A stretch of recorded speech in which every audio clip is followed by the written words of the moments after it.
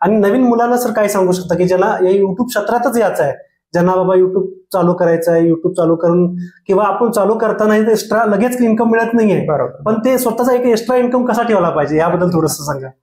नक्कीच. म्हणजे आपण पाहतो फिल्म मेकिंग असेल, युट्यूब असेल, आपल्या ज्यावेळेस आपण गावाखेड्यातनं या गोष्टी करायला इच्छितो, एक चांगली गोष्ट आहे की आजकाल गावाखेड्यातल्या मुलांच्या डोक्यात सुद्धा अशा पद्धतीच्या कल्पना येत आहेत की आपण एखादी फिल्म बनवावी, आपण युट्यूबवरती चांगल्या पद्धतीनं काम करावं. पण आपण कुठेतरी गावाखेड्यातून सर्वसामान्य घरातून ज्यावेळेस येतो त्यावेळेस आपली आर्थिक परिस्थिती, सामाजिक परिस्थिती असते.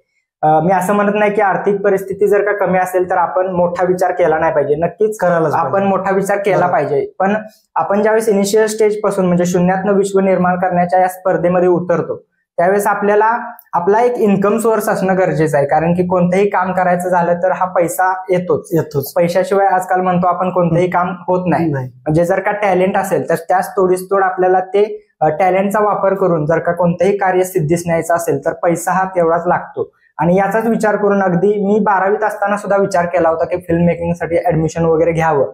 पण आजकाल आपण पाहतो की फिल्म इन्स्टिट्यूट असेल त्याच्या फीज वगैरे किती भरपूर असतात, त्या सर्वसामान्य मुलांना परवडू शकत नाही.